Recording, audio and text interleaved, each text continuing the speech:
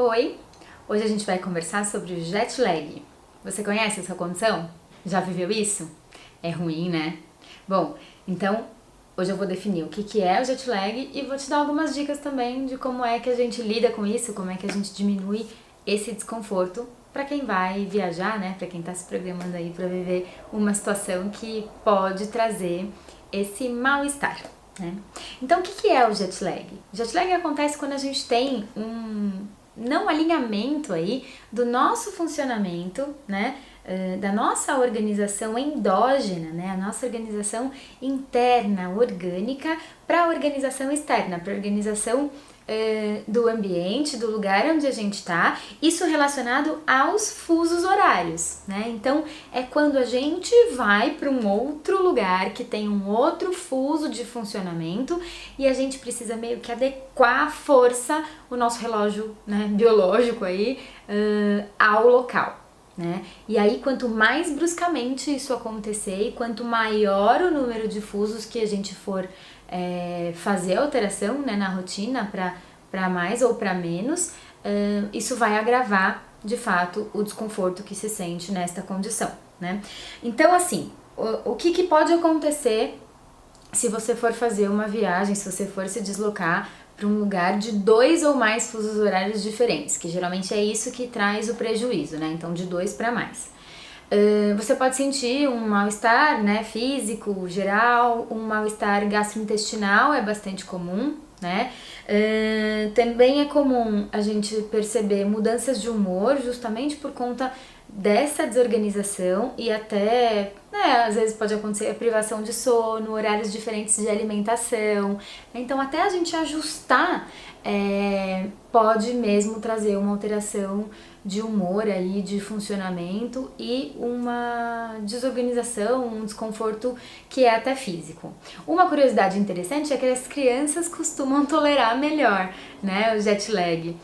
Provavelmente porque elas se adaptam mais rapidamente ou porque elas têm, acho que uma outra maneira também de lidar, né, com as situações do dia a dia, né, menos preocupados, né, a criança que está numa condição de viagem, eu acho que tem alguns distratores também que mantêm a criança um pouco mais entretida e aí acho que ela vai até perceber menos o que está acontecendo com ela do que os adultos, né? Então, em geral, as crianças toleram um pouco melhor. A boa notícia é que esta condição, esse desconforto, ele deve durar aí 1, 2, no máximo 3 dias até você ajustar. A notícia triste é que quando a gente está super ajustado no jet lag, é a hora de voltar para casa, né? E aí a gente vai viver de novo o mesmo desconforto, dependendo até de quanto tempo a gente ficou funcionando lá no fuso da viagem, né? Então, quanto mais tempo você ficar, mais vai ser difícil aí o desconforto na hora, né, de voltar para casa. Então, o jet lag, ele é uma condição situacional, mas que ele te acompanha na ida e na volta. Tá certo? O que a gente pode fazer, né, para melhorar um pouco esta condição? Então, estas orientações, elas falam, na verdade, de alguns ajustes que a gente pode fazer antes da viagem, né? Então, alguns hábitos, algumas intervenções que você vai fazendo naquela semana, né, em que você está se programando para enfrentar essa condição, para enfrentar a mudança do fuso horário. Então, a primeira dica, né, é que você conheça muito o esquema da viagem, né? Então, quantos fusos horários você vai estar, né, de desorganizado aí, né, para frente ou para trás do teu fuso horário habitual, de onde você vive.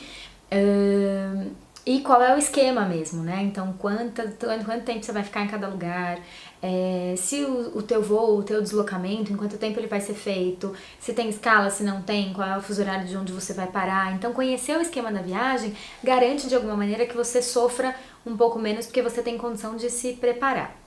Né? Saber também se o deslocamento é para leste ou para oeste em relação a onde você está também ajuda, né, a se programar bastante, a programar bastante a rotina, sendo que a gente sabe que deslocamentos pro leste, ou seja, pro avanço, né, de fuso horário, eles são mais, essa organização ela fica mais sofrida, tá? Então as pessoas que vão viver jet lag por deslocamento de avanço, né, de fuso horário, elas tendem a sofrer um pouco mais do que quem vai para oeste, em que você, na verdade, vai retardar, né, o fuso horário, tá certo?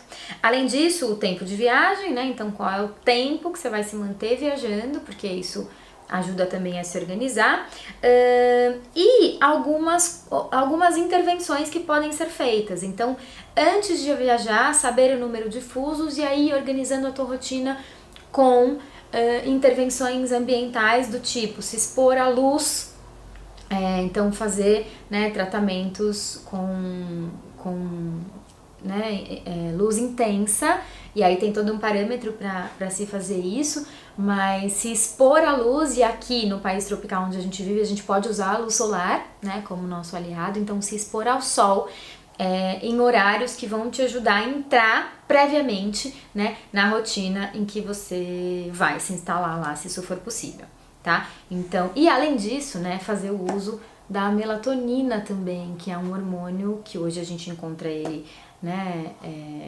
sintético aí, e aí a gente tem como fazer uso disso para ajudar a indução do sono, né, em horários diferentes do nosso horário típico também, para te preparar para a viagem, tá bom? Como eu disse, né, a notícia ruim é que se você faz isso, se você se programa, você vai sofrer menos para chegar lá, mas quando você voltar, você vai ainda demorar um pouquinho aí, de qualquer maneira, para se ajustar e voltar, né, para a rotina habitual, tá bom? Então, mas assim, é uma situação, né, é uma condição situacional, dependendo do deslocamento, vai causar um grande desconforto, mas eu espero que esse desconforto seja por um bom motivo, né? Seja porque você tá indo de férias, porque você tá indo fazer uma viagem legal ou uma viagem a trabalho que é importante pra você. Então, de alguma maneira, como passa rapidinho, né?